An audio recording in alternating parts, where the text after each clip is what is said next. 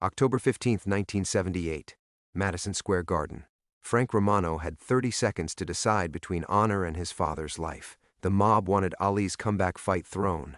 Frank's trainer whispered the signal from ringside. Frank looked across the ring at Muhammad Ali, the greatest fighter who ever lived, and made his choice. What happened in round 7 became boxing's darkest secret. The punch Frank didn't throw, the stumble that wasn't real, the dive that broke both their hearts. For 45 years, Frank carried that shame. Then she walked into his gym with a film reel in her father's eyes. Ali's daughter. She knew everything, and she wanted answers. The night Frank Romano killed his own soul to save his father. The night Muhammad Ali's final chance at greatness died with it. Before we jump back in, tell us where you're tuning in from, and if this story touches you, make sure you're subscribed because tomorrow I've saved something extra special for you. The heavy bag swayed like a hanged man in the dim light of Romano's boxing club. Frank's knuckles were already split and bleeding, but he kept throwing punches into the silence of 4 a.m. Each impact sent shock waves up his arthritic arms, a familiar pain that never quite drowned out the other kind, the one that lived in his chest like a tumor made of regret. Thud, thud, thud. Sweat dripped onto the cracked concrete floor of his South Philadelphia gym, mixing with the blood from his reopened wounds. The same wounds that never seemed to heal right anymore, just like everything else in his life. At 54, Frank Romano looked like a man who'd been beaten by time itself. Gray stubble covering a face mapped with scars, shoulders that had carried too much weight for too long. The gym around him told the story of a dream that had curdled, peeling paint on the walls, duct tape holding together speed bags that should have been replaced years ago, fluorescent lights that flickered with the persistence of a dying heartbeat. This wasn't the empire he'd imagined building back when he was young and stupid enough to believe honor meant something in boxing. Thud, thud, thud. You're bleeding on my floor again, Romano. Frank didn't turn around. He knew that voice. Detective Maria Santos from the 26th Precinct. She'd been coming around more often lately, asking questions about things that happened when she was still in diapers, questions about fights that were fixed, about money that changed hands in dark corners of arenas, about the night in '78 when Frank Romano's career died in 7 rounds. "It's my floor," Frank grunted, throwing another combination. "I'll bleed on it if I want." Santos stepped into his peripheral vision, her badge catching the weak light. She was young, maybe 30, with the kind of hungry look that reminded Frank of himself before the world taught him that hunger could be bought and sold like everything else. "Got a call about this place last night," she said, settling against the ropes of the practice ring. "Anonymous tip. Someone saying you've been taking bets on amateur fights." Frank stopped punching. The heavy bag continued to sway, creaking on its chain like gallows rope. He unwrapped his hands slowly, deliberately, letting the silence stretch until it felt dangerous. "And what'd you find, Detective?" "Nothing. Just like always." Santos pulled out a cigarette, then seemed to remember where she was and put it away. Funny thing about nothing, though. Sometimes it's louder than something. Frank finally turned to face her. Santos had cop eyes, the kind that had seen enough to know when a man was carrying secrets that could fill a cemetery.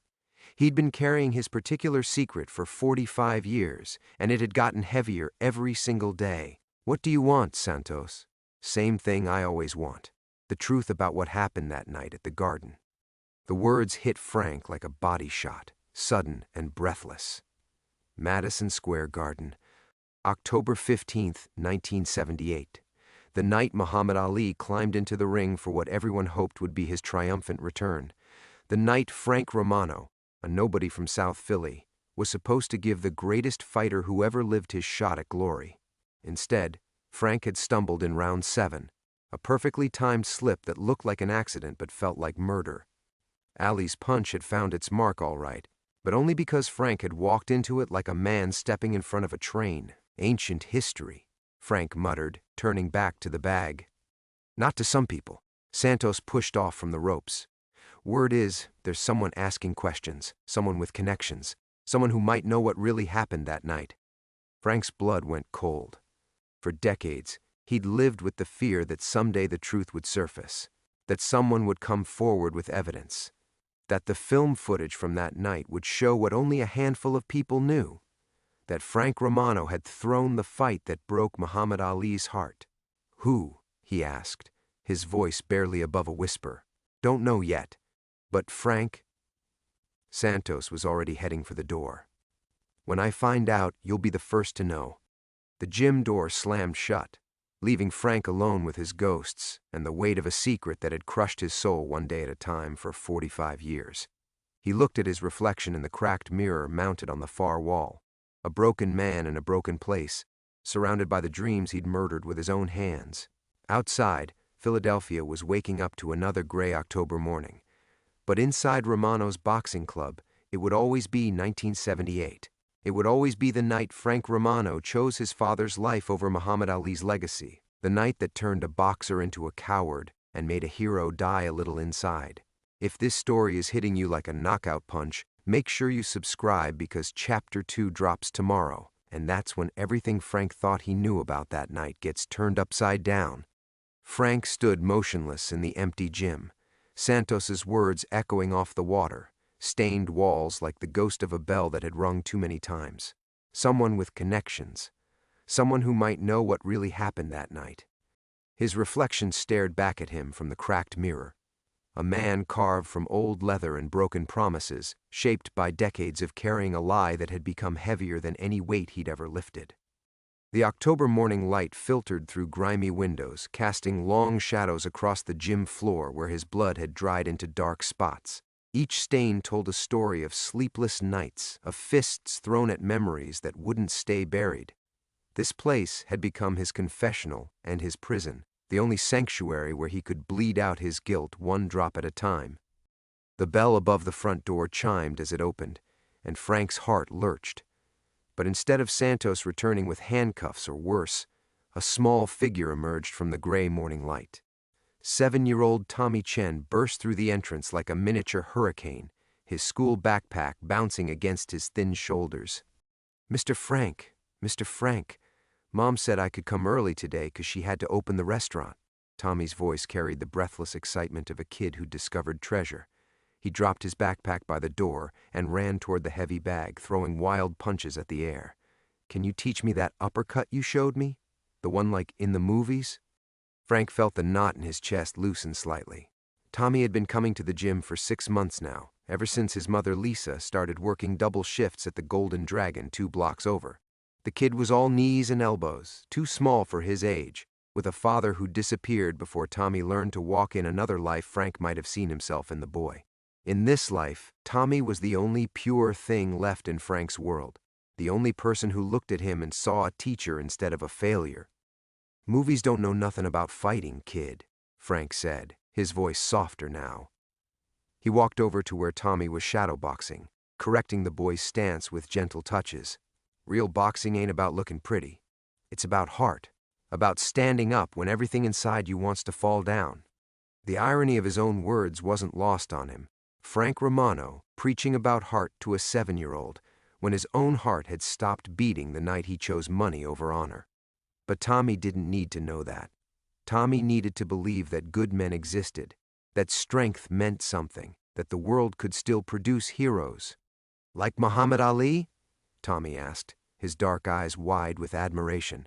"Mom showed me videos. He never gave up, even when he was old and sick. She said he was the greatest fighter ever." Frank's blood turned to ice water. Ali. Even here, in this sacred space with this innocent child, the name followed him like smoke from a fire that would never stop burning. He forced his face to remain neutral, but his hands trembled as he adjusted Tommy's gloves. "Yeah," Frank whispered, "like Ali." The gym's landline rang, its shrill cry cutting through the morning quiet. Frank let it ring once, twice, 3 times before walking over to the cracked wooden desk where he kept his books. The number on the caller ID was blocked, just like the anonymous calls he'd been getting lately, calls where no one spoke, but he could hear breathing on the other end. Breathing that sounded like waiting, like watching. "Romano's boxing," he answered. Silence. Then, just before the line went dead, a woman's voice, soft but certain. "We need to talk about October 15th, 1978. The phone slipped from Frank's hand, clattering against the concrete floor. Tommy looked up from where he was practicing his footwork, concern creasing his young features. "You okay, Mr. Frank? You look like you seen a ghost." Frank stared at the dead phone, his chest tight with the familiar panic that had lived inside him for 45 years. A ghost. Tommy had no idea how right he was. Frank had been haunted for so long he'd forgotten what it felt like to be alive. The ghost of Muhammad Ali's trust. The ghost of his own integrity. The ghost of the man he might have been if he'd been brave enough to let his father face the consequences of his gambling debts. "I'm fine, kid." The lie came easier than breathing, just old phone acting up. But Frank wasn't fine. Someone out there knew the truth about that night at Madison Square Garden. Someone had been watching, waiting, gathering evidence while Frank built his life on the foundation of his greatest shame. And now they were coming for him, just like Santos had warned. Outside, Philadelphia hummed with morning traffic, the city awakening to another ordinary day. But inside Romano's boxing club, Frank Romano felt the walls of his carefully constructed world beginning to crumble. The only question was whether he could keep Tommy and the few other people who still depended on him safe from the wreckage when it all came crashing down. The ghost of 1978 was finally coming home. Frank bent to retrieve the phone, his arthritic joints protesting as he gripped the plastic receiver. His hands shook as he placed it back on the cradle, the woman's words still echoing in his skull like the count after a knockout punch. October 15, 1978. The date he'd spent 4 decades trying to forget, spoken aloud by a stranger who had no business knowing it meant anything. "Mr. Frank?" Tommy's voice seemed to come from underwater. "You sure you're okay? You look real pale." Frank forced himself to stand, to breathe, to remember where he was. The gym. Tuesday morning. A 7-year-old kid who needed him to be strong, even if strength was the one thing Frank had never really possessed when it mattered. "Just need some coffee, buddy. Why don't you work on your jabs while I—" The front door opened again, its bell announcing another visitor. But this wasn't Santos returning, or one of the neighborhood kids looking for somewhere safe to spend their morning. This was a woman Frank had never seen before, yet something about her made his blood freeze in recognition. She was maybe 35, with dark skin and the kind of careful posture that spoke of money and education. Her clothes were expensive but understated, wool coat, leather boots that had never walked through South Philly puddles, but it was her eyes that stopped Frank's heart. Those eyes belonged to someone he'd known once, someone whose trust he'd shattered with his own cowardice. Muhammad Ali's eyes, staring at him from a stranger's face. "Mr. Romano?" Her voice was the same one from the phone, cultured and precise. "My name is Layla Ali Williams. I believe you knew my father." The words hit Frank like a straight right to the solar plexus. He gripped the edge of his desk to keep from falling, his vision tunneling until all he could see was her face, Ali's strong jawline, Ali's proud bearing, Ali's unwavering gaze that had once looked at Frank with respect and hope. Tommy stopped shadowboxing, sensing the adult tension that suddenly filled the gym like toxic smoke. "Mr. Frank? Who's the lady?"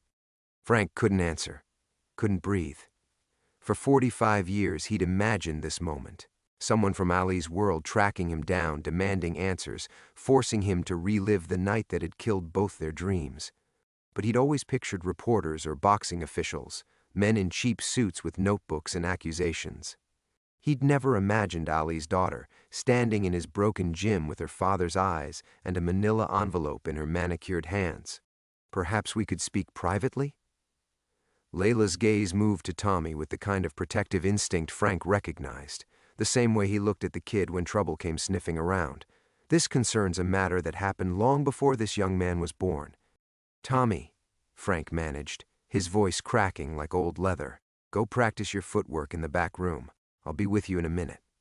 The boy looked confused but obeyed, gathering his water bottle and disappearing behind the partition that separated the main gym from Frank's makeshift office.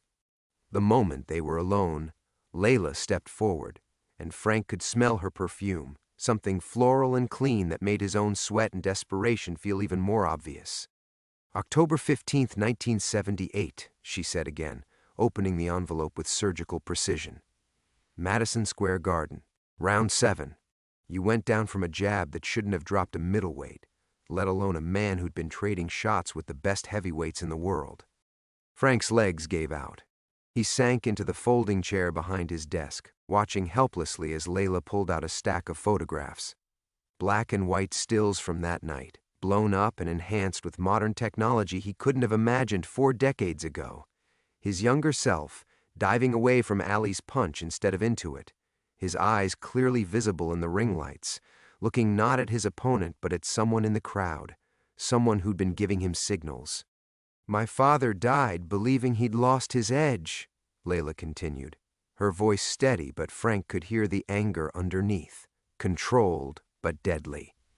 He spent his final years thinking those last fights proved he was finished, that his reflexes had betrayed him when he needed them most.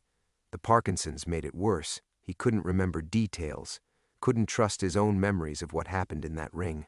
Frank stared at the photographs, seeing his own shame reflected in devastating clarity. "How did you get these?"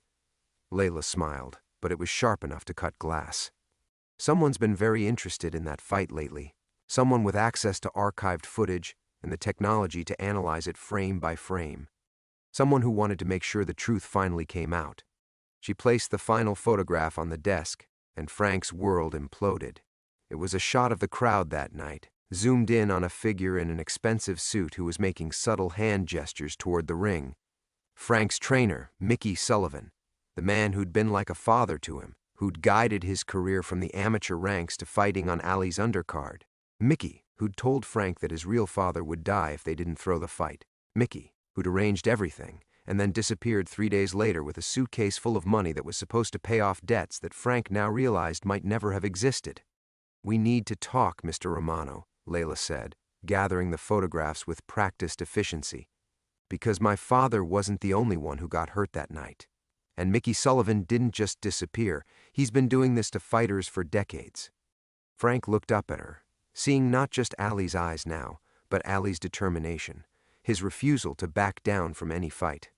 The careful world he'd built from his shame was cracking apart, but for the first time in 45 years, Frank Romano felt something that might have been hope flickering in the darkness of his chest. The past had finally caught up with him, and maybe, just maybe, it was time to fight back. Frank stared at the photographs scattered across his desk like evidence at a crime scene, his mind reeling between denial and a terrible dawning recognition. The hope that had flickered moments before was already dying, smothered by 45 years of practiced self-preservation. "No," the word came out strangled, desperate. "You don't understand. I can't, this isn't—" He swept the photos into a pile with shaking hands, as if hiding them could make the truth disappear. "You need to leave." Layla didn't move. She stood there with Ali's immovable presence, watching Frank crumble with the same intensity her father had once brought to studying opponents. "Running away won't change what happened." "I'm not running." Frank shoved the photos toward her, but his hands were trembling so badly that several scattered to the floor. "I'm protecting what's left. You want to dig up the past? Fine, but not here, not around the kid." From the back room came the rhythmic thud of Tommy working the speed bag. The sound that usually calmed Frank's nerves now felt like a countdown timer. Everything pure in his life, this gym, his relationship with Tommy, the small redemption he'd built from the ashes of his shame, it could all disappear if this woman kept pushing. "Mickey Sullivan," Layla said quietly, and Frank flinched like she'd slapped him. "When's the last time you heard that name spoken out loud?" "Never." The lie came automatically. "I don't know what you're talking about." But even as he said it, Frank's mind betrayed him, conjuring images he'd spent decades burying. Mickey's face the night before the fight, drawn and nervous in a way Frank had never seen before. The envelope of cash Mickey had shown him, claiming it was from the people Frank's father owed money to. The way Mickey had avoided eye contact when he explained what Frank needed to do in round 7. "Funny thing about Mickey," Layla continued, her voice taking on a conversational tone that somehow made everything worse. "He's been very careful over the years, very quiet, but not invisible." Frank's blood went cold. "What do you mean?" Instead of answering, Layla pulled out her phone and showed him a photograph. Recent, digital, in full color. An older man stepping out of a black sedan outside what looked like a casino. The face was weathered, the hair white instead of salt and pepper, but the eyes were unmistakably Mickey Sullivan's. Las Vegas. 3 weeks ago. Layla's thumb swiped to another photo. Mickey in conversation with a young fighter Frank didn't recognize. The same careful body language, the same sideways glances Frank remembered from 45 years ago. He's still in the business, Mr. Romano. Still ruining careers for money. Frank lurched to his feet, the chair clattering backward. You're lying. Mickey's been dead for years. He had to be, after what we... He couldn't finish the sentence, couldn't admit even now what they'd done to Ali. What you did, Layla corrected. Mickey told you what to do, but you're the one who did it. The words hit like body blows, each one finding the guilt Frank carried in his bones. He turned away from her, facing the cracked mirror that reflected his broken gym, his broken life, his broken reflection staring back with 45 years of accumulated shame. You don't understand, he whispered. My father, they said they'd kill him. Mickey showed me photos of what they'd done to other people who couldn't pay. I had to choose between your father and mine. Frank closed his eyes, but the images came anyway. Ali's face after the fight, confused and disappointed but not suspicious. Never suspicious, because the greatest had never imagined that someone would throw a fight against him. The handshake afterward, Ali's gloved hands squeezing Frank's shoulder with something that might have been respect for a game opponent. He never knew, Frank said to his reflection. That's something, at least. It's not enough. When Frank turned around, Layla was gathering the photographs again, but her movements had changed. Where before she'd been controlled and precise, now there was something urgent in her actions, almost fearful. There's something else, she said, glancing toward the gym's front windows. Mickey Sullivan isn't just active again. He knows I'm here. Knows I've been asking questions about that night. So 3 fighters who've been linked to fixed fights in the past 5 years have all had accidents, career-ending injuries that happened outside the ring. 2 car crashes and a fall down a flight of stairs. Layla's eyes met his, and Frank saw fear there. Real fear, the kind that came from understanding how far some people would go to protect their secrets. I don't think Mickey appreciates people digging into his past. The front door's bell chimed, and both of them froze. But it wasn't Mickey Sullivan or his associates who stepped into the gym. It was Santos, moving with the careful alertness of a cop who'd sensed trouble without knowing where it was coming from. Her eyes found Layla immediately, taking in the expensive clothes and out-of-place presence with professional suspicion. Mr. Romano, didn't expect to find you entertaining visitors this early. Frank felt the walls closing in from all directions. Layla with her photographs and her dangerous questions. Santos with her badge and her own investigation into that long-ago night. And somewhere out there, Mickey Sullivan, alive and active and possibly already moving to silence anyone who threatened to expose what they'd built on Muhammad Ali's broken dreams. In the back room, Tommy continued working the speed bag, oblivious to the forces gathering around the only stable thing left in Frank Romano's world. Forces that would destroy everything if Frank couldn't find a way to protect what mattered most. But as he looked between Santos and Layla, Frank realized that protection might no longer be possible. The past had finally caught up with him, and it had brought friends. Frank's mind raced as Santos stepped deeper into the gym, her detective's instincts clearly activated by the tension crackling between him and Layla. The photographs were still scattered across his desk like radioactive evidence, and he could see Santos's eyes tracking every detail. Layla's expensive clothes, her controlled posture, the manila envelope that might as well have been a smoking gun. Detective Santos, Frank managed, his voice catching. This is a visitor, Miss Ali Williams. Santos's expression shifted at the name, recognition flickering across her features. Frank realized with growing horror that the detective had probably researched every detail of his career, including his fights on Ali's undercards. The coincidence of Ali's daughter showing up now would set off every alarm bell in Santos's suspicious mind. Ali Williams, Santos repeated slowly, her hand unconsciously moving toward her hip where her service weapon rested. As in Muhammad Ali? Before Layla could answer, Frank heard something that made his blood freeze. The speed bag in the back room had gone silent. Tommy's voice carried through the partition, bright and excited. "Hey, there's a man outside taking pictures of the gym. He's got a really big camera." Everything happened at once. Santos spun toward the front windows, her cop instincts flaring into high alert. Layla grabbed the photographs, shoving them back into the envelope with desperate efficiency, and Frank felt his world tilt sideways as 45 years of carefully maintained secrets collapsed around him in real time. "Tommy, stay back there!" Frank shouted, but the boy was already emerging from the back room, curiosity overriding caution. Through the grimy windows, Frank caught a glimpse of a figure across the street, tall, thin, holding what looked like a telephoto lens aimed directly at his gym.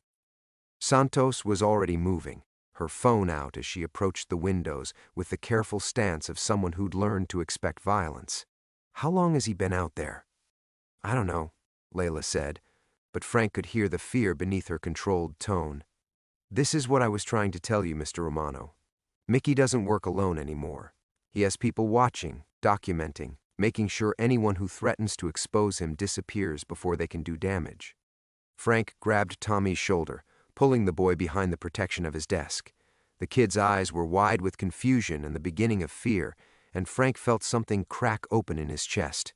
This was exactly what he'd been trying to prevent for 45 years. Innocent people getting hurt because of choices he'd made in weakness and desperation. "Detective," Frank said quietly, "you need to get the kid out of here, now." Santos looked between them, her training warring with the incomplete picture she was trying to assemble. "What exactly is going on here? And don't tell me it's nothing. I can smell trouble from 3 blocks away."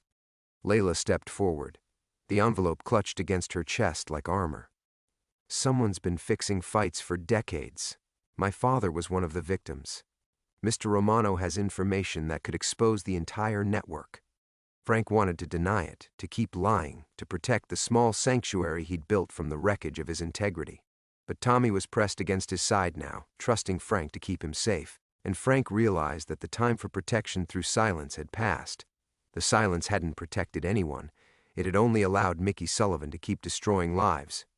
"The man outside," Frank said, his voice steady for the first time since Layla had walked into his gym. "His name is probably Mickey Sullivan. Or one of his people. They're here because he nodded toward Layla, has evidence that could bring down a conspiracy that's been running since the 1970s. Santos's expression hardened into the focused intensity Frank had seen her use on the neighborhood drug dealers. Evidence of what kind of conspiracy? Before anyone could answer, Tommy pointed toward the window with the fearless honesty of childhood. "The man's gone now. But there's a black car parked where he was." Frank felt the walls of his gym closing in, but this time it wasn't panic, it was clarity. For 45 years, he'd chosen safety over truth, silence over justice. He'd built his life around protecting himself from the consequences of his cowardice, and it had cost Muhammad Ali his peace of mind, cost other fighters their careers, and now threatened to cost Tommy his innocence. The photographs in Layla's envelope weren't just evidence of Frank's shame anymore. They were proof that Mickey Sullivan had been orchestrating the destruction of boxing's integrity for decades, using fear and violence to silence anyone who threatened to expose him. And as long as Frank kept running from the truth, Mickey would keep destroying lives. "Detective Santos," Frank said, looking down at Tommy's trusting face before meeting the cop's steady gaze. "I need to tell you about a fight that happened 45 years ago. And why Muhammad Ali's daughter has been getting death threats for trying to clear her father's name." The past was done hiding, and Frank Romano was finally ready to fight. Santos's expression sharpened with professional focus. "Death threats? When did these start?" 3 weeks ago, Layla said, but her eyes remained fixed on the window where the black car sat like a predator waiting to strike. "The same day I found the enhanced footage of the Romano fight." Frank felt something cold crawl up his spine. 3 weeks? But that means... "That Mickey knew I was coming here before I ever contacted you," Layla finished. "Which means someone told him I'd been asking questions about October 15th, 1978. The words hung in the air like smoke from an explosion, and Frank's mind began racing backward through conversations he'd buried under decades of willful forgetting. The phone call 2 weeks ago from Joey Marconi, his old cornerman, asking casual questions about that Ali fight and whether Frank ever talked about the old days. The visit from Father McKenna, claiming he was writing a history of neighborhood boxers, but asking specific questions about Mickey Sullivan's training methods. "Jesus," Frank whispered, sinking into his chair as the scope of the betrayal became clear. "He's been watching me for weeks, making sure I hadn't talked." Santos moved closer to the window, her hand now openly resting on her weapon. "This Mickey Sullivan, you said he was your trainer?" "More than that," Frank said, the words feeling like broken glass in his throat. "He was like a father to me after my real dad started gambling away everything we had. Mickey found me fighting in back alley venues for $20 a night, taught me how to box properly, got me into legitimate gyms, worked connections to get me on Ali's undercard." Frank looked at Tommy, who was listening with the wide-eyed absorption of childhood, and felt his heart break a little more. "I trusted him completely. When he said my father owed money to dangerous people, when he showed me the cash and explained what I had to do to save Dad's life, I never questioned it. Mickey had never steered me wrong before. But something changed," Santos said. "It wasn't a question." Frank nodded toward Layla's envelope. The photographs. Seeing Mickey in the crowd giving signals, that wasn't part of the plan he'd explained to me. He'd said I just needed to lose the fight, that the specifics didn't matter as long as it looked convincing. But those pictures show him orchestrating everything, timing my fall to the exact second. "Because he wasn't trying to save your father," Layla said quietly. "He was building his reputation. Word gets out that Mickey Sullivan can deliver a convincing dive against Muhammad Ali himself. Every corrupt promoter and mob-connected gambling operation in the country would want to use his fighters." The revelation hit Frank like a physical blow. All these years, he'd carried the guilt of choosing his father over Ali's dignity, believing he'd made an impossible moral choice under desperate circumstances. But there had been no choice at all. Just manipulation by a man who'd used Frank's love and loyalty as weapons against him. "My father," Frank said, his voice barely audible. "Did he even owe money to anyone?" Layla's expression turned pitying. "When did he die, Mr. Romano?" 2 years later. Heart attack.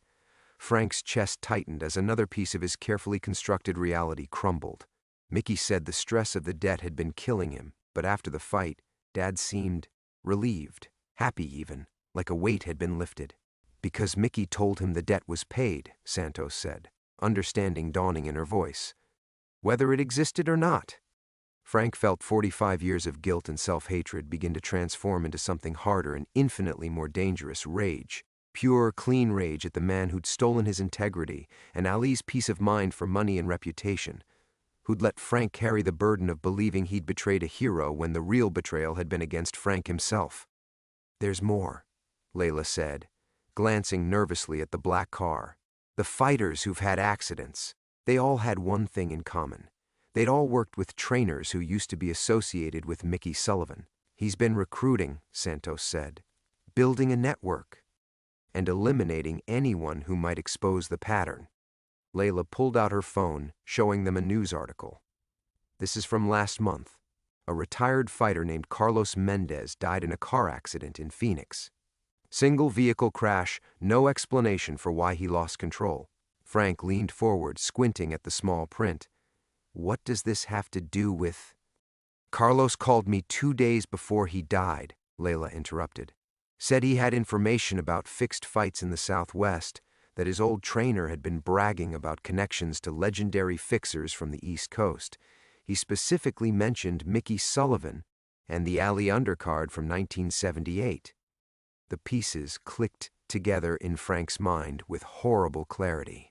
Mickey hadn't just disappeared after stealing Frank's integrity. He'd used it as the foundation for a decades-long conspiracy that was still active, still destroying lives, still turning the sport Frank loved into a criminal enterprise. And now Mickey knew that the truth was finally coming out.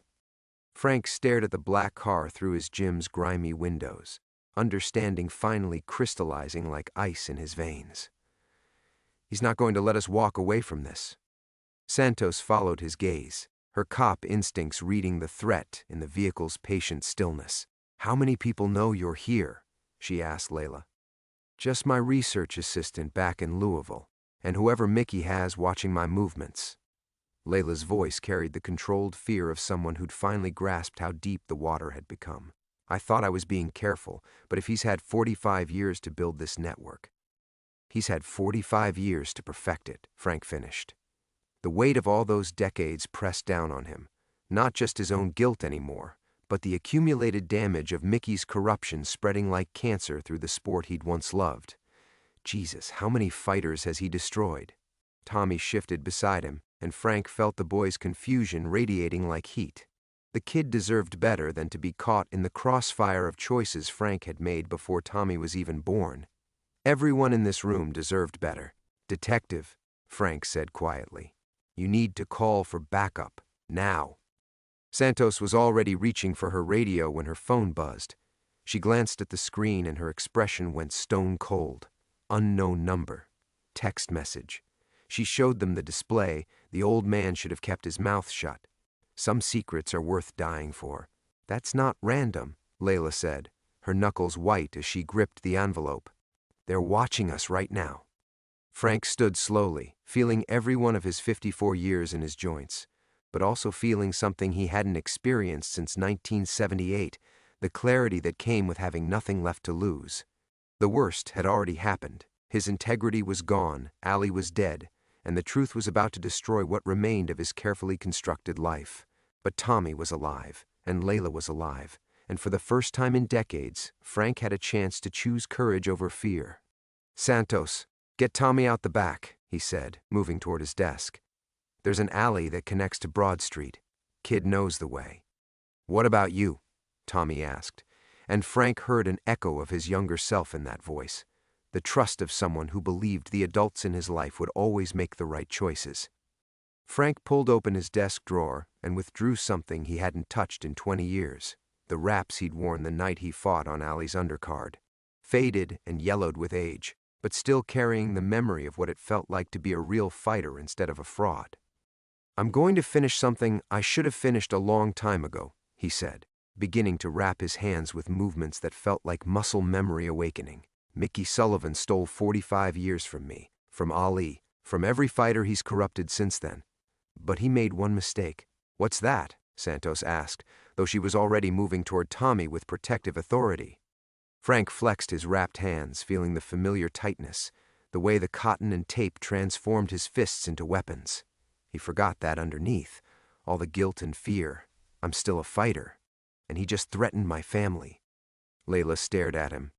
You can't seriously be thinking of confronting him directly. This isn't a boxing match, Mr. Romano. These people kill anyone who threatens them. Yeah, Frank said, testing his stance, feeling his center of gravity settle into the balanced readiness he'd learned 30 years ago. But they've never had to kill anyone who had nothing left to lose and 45 years of rage to work through. The black car's doors opened. Santos grabbed Tommy's arm. Move. Now. She looked back at Frank with the expression of someone who'd seen too many good people make heroic mistakes. Don't do anything stupid until backup arrives. Backup's not coming fast enough, Frank said, watching 3 men emerge from the vehicle with the careful movements of professionals. And Mickey's not going to wait for a formal invitation. He moved toward the front door, hearing Santos's curses behind him as she hustled Tommy toward the gym's rear exit. Layla hesitated for a moment, then followed them, clutching the envelope that contained the only evidence of Mickey's decades-long conspiracy. Frank Romano stood alone in his gym, wrapped hands steady, facing the man who'd stolen his soul 45 years ago. Through the window, he could see Mickey Sullivan himself stepping out of the passenger seat, older, grayer, but still carrying himself with the predatory confidence of someone who'd built an empire on other people's broken dreams. The door's bell chimed as Mickey entered, flanked by his men, wearing the same sideways smile Frank remembered from 1978. Hello, Frankie, Mickey said. We need to talk. Frank settled into his fighting stance, feeling truly ready for the first time in 45 years. 45 years, Frank said, his voice steady as granite. 45 years I've been carrying your lie, Mickey. Mickey Sullivan stepped deeper into the gym, his movements careful but confident. Age had silver-threaded his hair and lined his face, but his eyes held the same calculating coldness Frank remembered from that night in 1978. The two men flanking him, younger, broader, with the alert stillness of professionals, spread slightly to cover the room's exits. My lie? Mickey's laugh carried no warmth. Frankie, you threw that fight with your own hands. I just gave you the reason to do what you wanted to do anyway. What I wanted? The words came out like a growl. Frank could feel his pulse settling into the rhythm he'd known in the ring. Slow, powerful, ready. I wanted to beat Ali's man. I wanted to prove I belonged on that card. You wanted the easy money. Mickey gestured around the cramped gym with theatrical disdain. Look where your conscience got you, Frankie. 45 years in this dump, training kids for $20 an hour. You could have been somebody. Frank shifted his weight, feeling the familiar readiness flow through his shoulders and arms. I was somebody. Before you turned me into a fraud, I turned you into exactly what you were always going to be. Mickey's voice hardened, the paternal facade finally dropping away. A mediocre fighter with delusions of greatness. At least my way, you got paid for it. The casual cruelty of it, the dismissal of everything Frank had believed about himself, about his relationship with the man who'd been like a father to him, ignited something that had been smoldering for decades. But Frank didn't charge forward like the young hothead he'd once been. Age and pain had taught him patience. Your father never owed anyone money, Mickey continued, circling slightly, but you believed it because you needed to believe it, made it easier to take the dive. You're wrong. Frank turned to keep Mickey in front of him, his hands loose and ready. I believed it because I trusted you, because I loved you like family. For just a moment, something flickered across Mickey's expression, surprise, maybe even regret, but it was gone before Frank could be sure. Family, Mickey repeated. You know what family is, Frankie? It's knowing when someone's useful and when they're not. You stopped being useful in 1978, but you kept your mouth shut, so I let you disappear. His smile returned, cold and sharp. But now you're a problem again. Frank heard the faint sound of sirens in the distance. Santos's backup finally coming. But Mickey heard them too, and his expression shifted into the focused urgency of a man running out of time. Where's the girl? Mickey asked, nodding toward one of his men, who moved toward the back of the gym. And the evidence she thinks she has? Gone. Frank stepped between Mickey and the rear of the building. Along with everything she needs to destroy you. Nothing's destroyed until it goes public, Mickey said. And dead people don't give interviews. The man moving toward the back of the gym suddenly stopped, his hand moving inside his jacket. Frank saw the motion and felt time slow the way it always had in the ring. That moment of perfect clarity when everything became simple, when there was only the next punch to throw or avoid. Frank moved. 45 years of guilt and self-hatred exploded outward in a left hook that caught Mickey square in the jaw. The older man stumbled backward, shock replacing confidence on his face. He'd expected fear, negotiation, maybe pleading. He hadn't expected the fighter Frank had been before Mickey destroyed him. The man with his hand in his jacket spun toward Frank, but Frank was already inside his reach, the muscle memory of 100 gym wars taking over. An uppercut to the solar plexus doubled the man over, and Frank's knee caught him in the face on the way down. The second man was faster, getting his weapon clear before Frank could reach him. But Frank had been fighting in Philadelphia gyms since he was 15, and he'd learned that in a real fight, improvisation mattered more than technique. The medicine ball caught the gunman in the chest with 40 pounds of momentum behind it.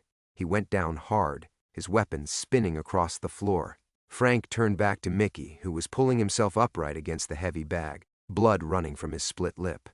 The sirens were closer now, but Mickey's eyes held a desperate fury that made Frank's skin crawl. You think this ends it? Mickey snarled. You think taking me down stops anything? I've got people in 6 states, Frankie. Judges, promoters, trainers. This thing is bigger than you can imagine. Frank walked toward him slowly, his wrapped hands steady. Maybe, but it started with you stealing my integrity. And that ends today. Your integrity? Mickey laughed, the sound wet and ugly. You never had any integrity, Frankie. That's why you were so easy to buy. Frank stopped just out of arm's reach, looking down at the man who'd shaped and destroyed his life. "You're wrong, Mickey. I had plenty of integrity. I just made the mistake of giving it to someone who didn't deserve it. The sirens were on the street now, getting louder, but I'm taking it back." The police found Frank sitting on the gym's steps 20 minutes later, his wrapped hands resting on his knees, watching the sun set through the grimy windows of the row houses across the street. Mickey and his men were inside, cuffed and waiting for transport, but Frank had needed air, needed a moment to feel the weight of 45 years finally lifting from his shoulders. Detective Santos emerged from the gym, shaking her head. "Mickey's already asking for his lawyer, but with Layla's evidence and what happened here tonight, he's not walking away from this." She sat down beside Frank, studying his profile. "How do you feel?" Frank flexed his fingers, feeling the familiar ache of contact echoing through his knuckles. "Empty," he said finally, "but the good kind of empty. Like when you've been carrying something heavy so long you forget it's there, and then you finally put it down." Santos nodded. "The FBI's going to want to talk to you about Mickey's network. This thing really is bigger than Philadelphia. They've been tracking similar patterns in Chicago, Las Vegas, Phoenix. Your fight might have been where it all started." "Muhammad Ali," Frank said quietly, and for the first time in decades, speaking that name didn't feel like swallowing glass. "What about his family? Do they know?" "Layla's on her way to Louisville. She's got enough evidence to clear her father's name in at least 3 fights, maybe more." Santos glanced at him. "She wanted me to tell you something. She said Ali used to talk about the fighters on his undercards, not their records or their techniques, but their hearts. He told her once that the young fighter he faced in Philly had the cleanest punches he'd felt in years, but something had gone out of him by the end." Frank's throat tightened. He knew. He suspected. But he also understood what it meant to be trapped by circumstances bigger than yourself. Santos stood, brushing off her pants. "The point is, he never blamed you. His daughter wanted you to know that." 3 hours later, Frank stood alone in his gym, surveying the damage. Overturned equipment, scattered papers, a few drops of blood on the canvas where Mickey had fallen.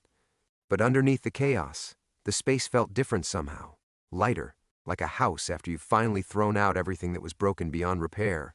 Tommy appeared in the doorway, moving cautiously. The boy had been staying with Santos until the scene was clear, but Frank had called to let him know it was safe to come home. "You okay, Mr. Frank?" Frank looked at his young protege, all elbows and determination, hungry for a chance to prove himself in the ring, and felt something shift inside his chest. For 45 years, he'd been teaching technique and fundamentals while keeping the most important lesson locked away, that integrity wasn't something you lost in a single moment of weakness, but something you chose to reclaim every day afterward. "Tommy," he said, "come here. I want to tell you about the night I fought on Muhammad Ali's undercard." For the first time since 1978, Frank told the story completely, not just his failure, but Mickey's betrayal. Not just his shame, but his choice to finally fight back. Tommy listened with the focused attention of someone who understood he was receiving something precious, the truth, offered without excuse or self-pity. When Frank finished, Tommy was quiet for a long moment. Then, "So, you were never really a bum fighter?" Frank smiled, feeling lighter than he had in decades. "I don't know what I would have been, kid. Mickey made sure I never got the chance to find out. But I know what I am now." "What's that?" "A teacher who's finally learned something worth teaching." They spent the next hour setting the gym back to rights, working in comfortable silence as the neighborhood settled into evening around them. When they finished, Frank stood at the window where he'd first spotted Mickey's car, but instead of watching for threats, he found himself looking at the street where he'd learned to fight, where he'd built this small sanctuary for kids who needed somewhere to channel their anger and hope. 45 years ago, in this same neighborhood, a young fighter named Frank Romano had stepped into a ring carrying dreams of greatness and emerged with a burden that nearly destroyed him. Tonight, an older man with the same name had finally learned the difference between falling down and staying down. His phone buzzed with a text from Layla. "The story runs tomorrow in the Post. Front page. The corruption that touched a legend. Thank you for your courage." Frank typed back, "Thank Ali for his forgiveness. It's what made the rest possible." Outside, the streetlights were coming on, painting everything in warm gold. Frank Romano, former heavyweight boxer, gym owner, keeper of secrets, finally turned off the lights and locked the door. Tomorrow would bring reporters, federal investigators, and probably more questions than answers. But tonight, for the first time in 45 years, he would sleep without carrying the weight of another man's lies. The debt was paid, the fight was over, and Frank Romano had finally won something that mattered: himself.